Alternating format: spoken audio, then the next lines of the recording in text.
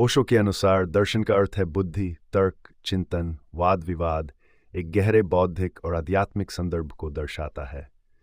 ओशो दर्शन को केवल तर्क, बुद्धि और वाद विवाद तक सीमित नहीं मानते, बल्कि इसे एक ऐसी प्रक्रिया के रूप में देखते हैं जो अंततः सत्य की खोज में ले जाती है।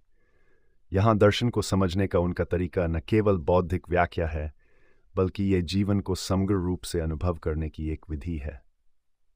नंबर 1, दर्शन, बुद्धि और तर्क का प्रारंभिक स्तर। ओशो इस बात को स्वीकार करते हैं कि दर्शन का प्रारंभिक स्तर बुद्धि और तर्क से ही होता है।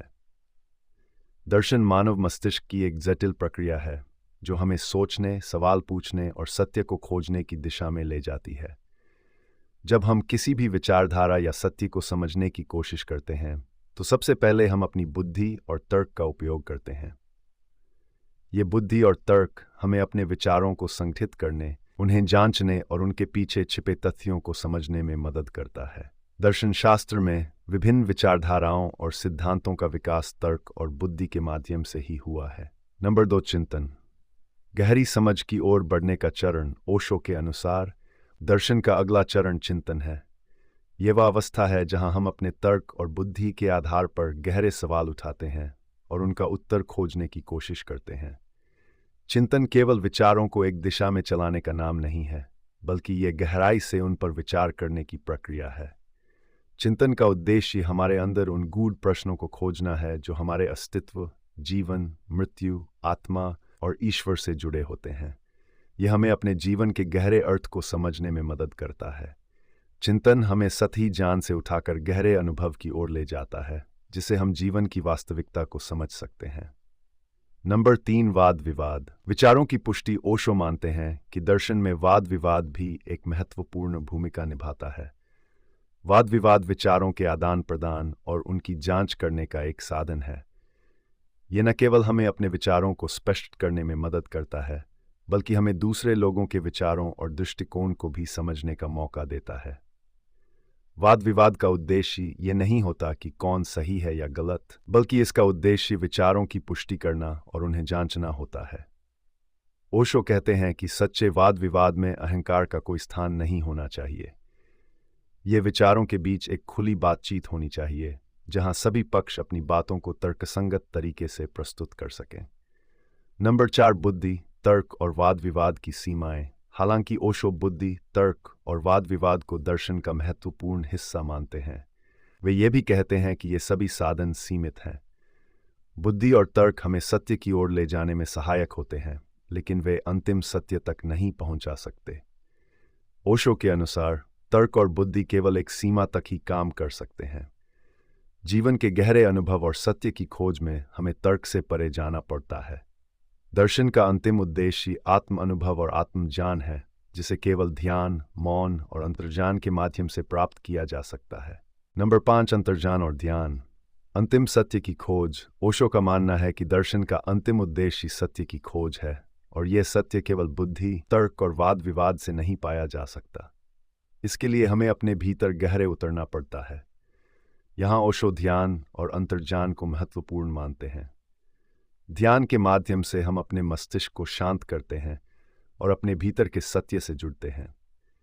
ये एक ऐसी अवस्था है जहाँ विचारों का अतिक्रमण होता है और हम बिना किसी तर्क या वाद विवाद के सत्य को अनुभव करते हैं।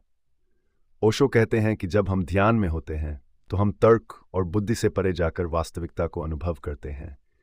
यह वह अवस्था है जहाँ दर्शन की यात्रा पूरी होती है और हम जीवन के अंतिम सत्य को पहचानते हैं।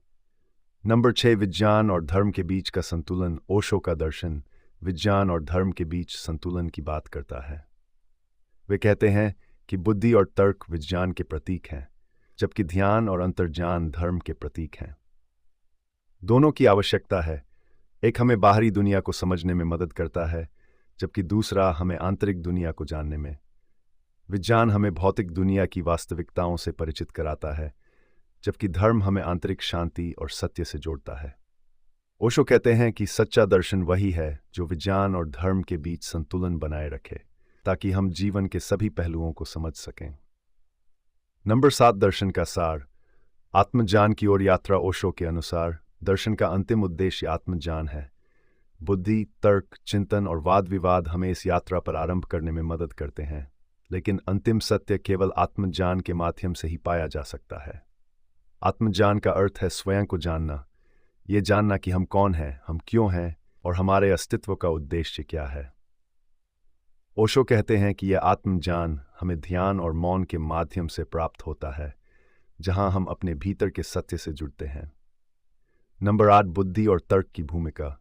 सही दृष्टिकोण।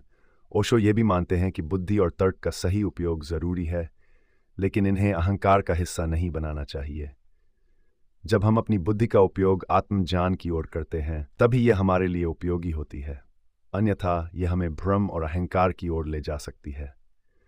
सच्चे दर्शन में बुद्धि और तर्क का उपयोग केवल उस सीमा तक किया जाता है जहां तक वे सत्य की ओर मार्गदर्शन कर सकें।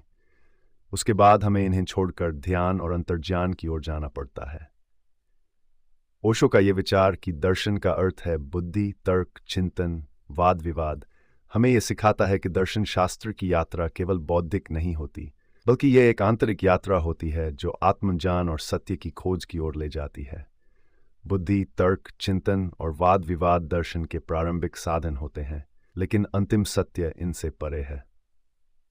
सत्य को केवल ध्यान और अंतर्ज्ञान के माध्यम से प्राप्त किया जा सकता है।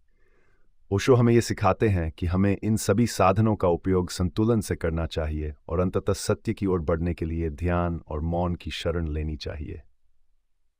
दर्शन का यह दृष्टिकोण हमें जीवन के गहरे रहस्यों को समझने में मदद करता है और हमें आत्मज्ञान की ओर प्रेरित करता है, जो जीवन की वास्तविक पूर्णता और आनंद का स्रोत है।